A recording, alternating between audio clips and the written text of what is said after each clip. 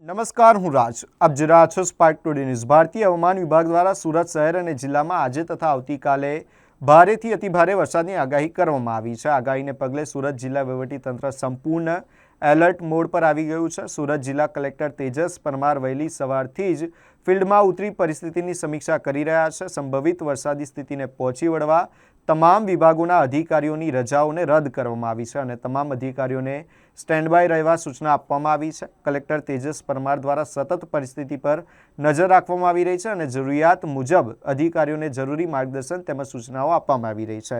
તંત્ર દ્વારા નાગરિકોને પણ સાવચેતી રાખવા અને બિનજરૂરી બહાર ન નીકળવા અપીલ કરાઈ છે. મિત્રો આજે છે 31 જુલાઈ અને તમે જોઈ શકો છો કે આ એસએમસીમાંથી આવી રહ્યા છે, એનાઉન્સ કરી રહ્યા છે કે ભાઈ એલર્ટ છે, તો બધા વેપારીઓ ધ્યાન રાખજો.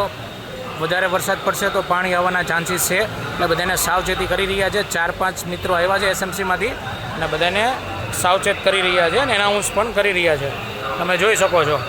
અને બધા વેપારી મિત્રો બધા સાથે ચર્ચા કરી રહ્યા છે કે ભાઈ આ પરિસ્થિતિમાં હવે આપણે આગળ શું કરવાનું એમ. તો તમે જોઈ શકો છો એસએમસીમાંથી પણ એલર્ટ છે, એ લોકો કહી રહ્યા છે અને એનાઉન્સ કરી રહ્યા છે. બંગાળની ખાડીમાં જે ડીપ ડિપ્રેશન ક્રિએટ થયું હતું તે અત્યારે આગળ વધતું ગુજરાતની નજીક આવી પહોંચ્યું છે અને તેની અસર સુરત જિલ્લા અને શહેરમાં પણ વર્તાવા લાગી છે.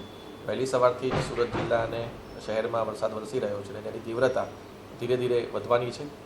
આગામી 24 થી 48 કલાક દરમિયાન આ જે વરસાદ છે તે ભારેથી અત્યંત ભારે વરસાદ સુરત જિલ્લા અને શહેરમાં થવાનો છે.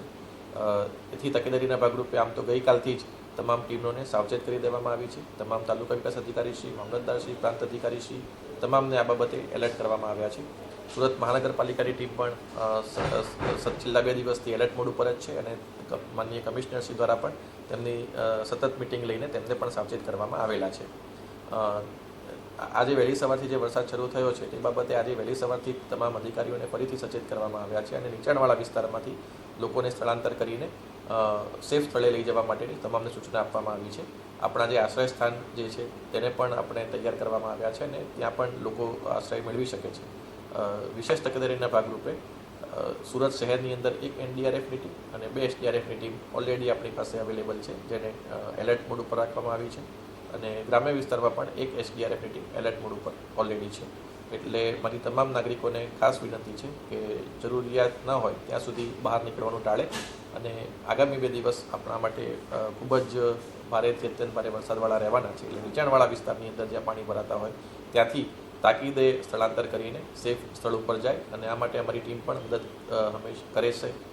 વધુમાં ઘણી વખત લોકો જ્યારે પાણી આવતું હોય ત્યારે જોવા માટે નીકળતા હોય છે અને અલગ અલગ સ્થળો જતા હોય છે. તેવા લોકોને પણ મારી ખાસ વિનંતી છે કે પોતાનું 2 વ્હીલર કે 4 વ્હીલર લઈને આ બધી બાબતો માટે બહાર ના નીકળે. વરસાદ જ્યાં વધારે વરસતો હોય અથવા તો જ્યાં નીચાણવાળા રસ્તા હોય ત્યાં ઓવરટોપિંગના કારણે પણ ઘણી વખત પાણીના વહેણ આવવાની શક્યતા હોય છે.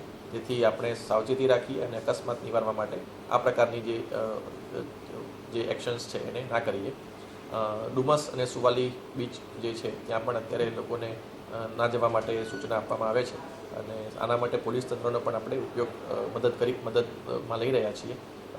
છેલ્લા 2 દિવસથી આમ તો આપણી સમગ્ર ટીમ આ માટે કાર્ય કરી રહી છે, પણ આગામી 2 દિવસ છે ખૂબ જ આપણા માટે ભારે વરસાદના રહેવાના છે. તેથી મારી તમામ નાગરિકોને ફરીથી નમ્ર વિનંતી છે કે નીચાણવાળા વિસ્તારમાંથી તાકીદે સ્થળાંતર કરીને ઉપરના વિસ્તારમાં જાય અને શક્ય હોય ત્યાં સુધી જરૂરિયાત ન હોય ત્યાં સુધી બહાર નીકળવાનું ટાળે.